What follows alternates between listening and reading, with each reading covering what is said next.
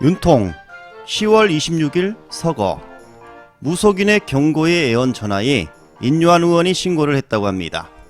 신원 불명 남성이 전하에 대통령 경호 강화하라 경고를 했다고 하는데요. 이게 무슨 일이래요? 지지층 결집용 쇼는 아닌가 의구심도 드는 대목입니다.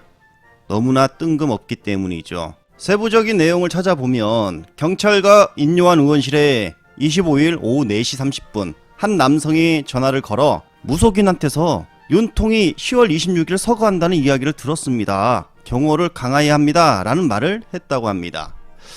혹시나 해서 제가 사주 유튜버를 찾아봤습니다. 자, 사주 유튜버 썸네일만 보도록 하겠습니다.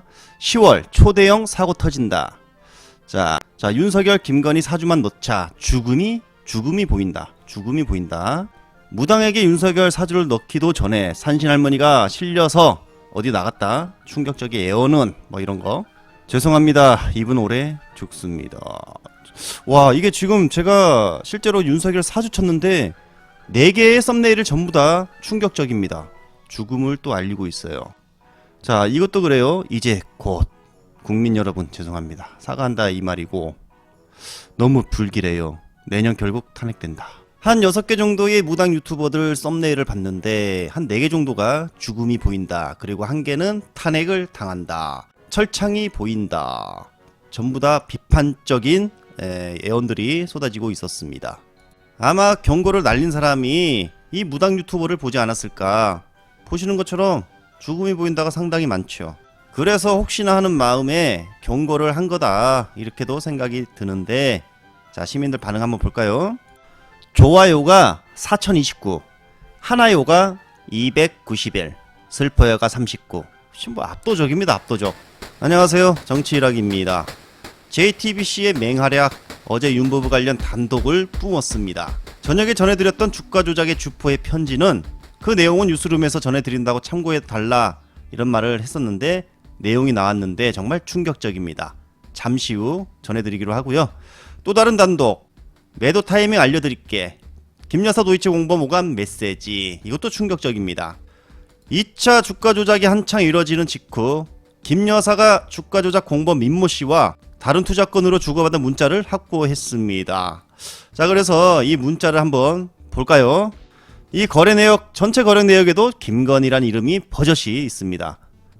사장님 덕분에 금융실사 오전 중에 마감했습니다. 직원을 보내주시면 전달해 드리겠습니다. 김여사가 네 알겠습니다. 그리고 금요일 행사장에서 인사를 못 드렸네요. 번거롭게 해드려서 죄송하고 매도 타이밍을 제가 다시 알려드리도록 하겠습니다. 결정적이죠. 매도 타이밍을. 김여사가 팩스 번호 부탁합니다.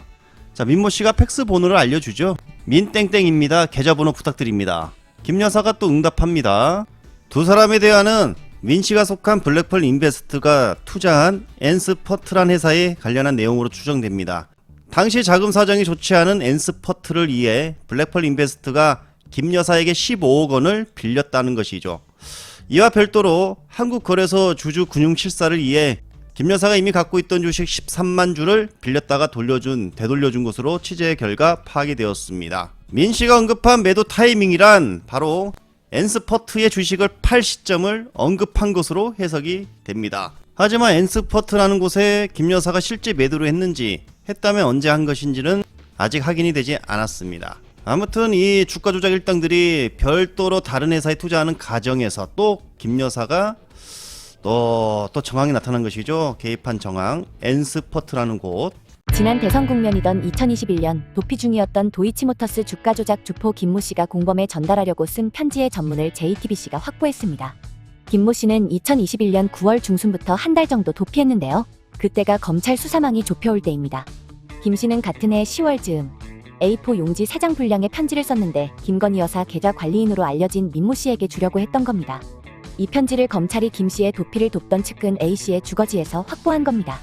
편지에서 김 씨는 김건희 여사를 직접 언급합니다. 잡힌 사람들은 구속 기소가 될 텐데 내가 가장 우려한 김건희 여사만 빠지고 우리만 달리는 상황이 올 수도 있고.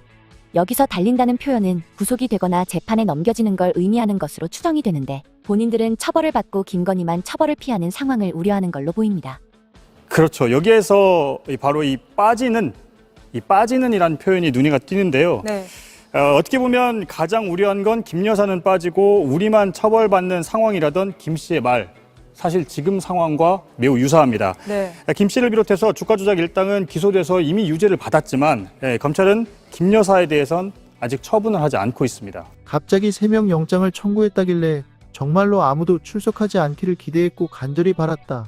지극히 상식적으로 호랑이가 입을 벌리고 있는데 아무 대책도 없이 출석하는 것은 바보짓. 도대체 형님이 왜 나갔는지 이해가 안 된다. 형님은 당시 구속영장이 청구돼 법원 실질심사에 나간 이종호 블랙퍼린 베스트 대표를 말합니다. 김 씨는 붙잡힌 뒤 검찰 조사에서 이종호가 왜 출석했는지 원망스럽다고 했는데 맞냐는 검찰의 질문에 맞다고 했습니다. 형님이 이종호라는 걸 인정한 겁니다.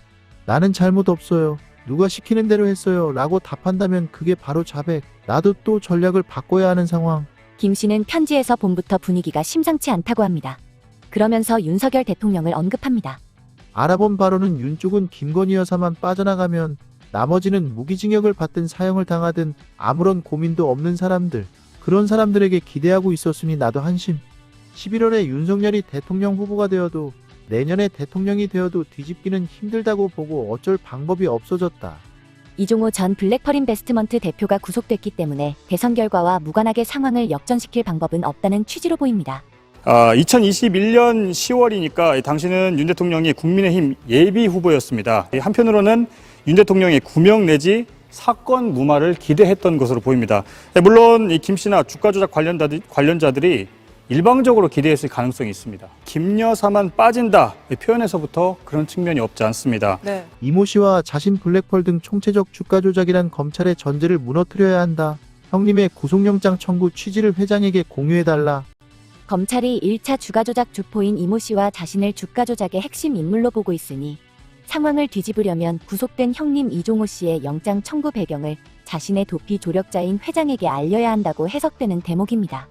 조사받은 내용들이 공유돼야 전술을 만들 수 있다. 이렇게 수사 대응 전략을 짜던 김 씨는 편지를 쓴 뒤 도피 생활을 이어오다 10월 중순 체포돼 같은 달 재판에 넘겨졌습니다. 그래서 검찰이 얼마나 의지를 가지고 김 여사와 관련해서 김 씨를 조사할 것이냐 이 부분이 앞으로 수사의 관건이 될 것으로 보입니다. 다만 김 씨는 항소심에서는 본인의 주가 조작 혐의도 부인한 것으로 알려졌습니다. 오늘 준비한 내용 여기까지입니다. 오늘도 좋은 정보였다면 구독과 멤버십 회원 되어주시길 바랍니다. 힘이 납니다. 감사합니다.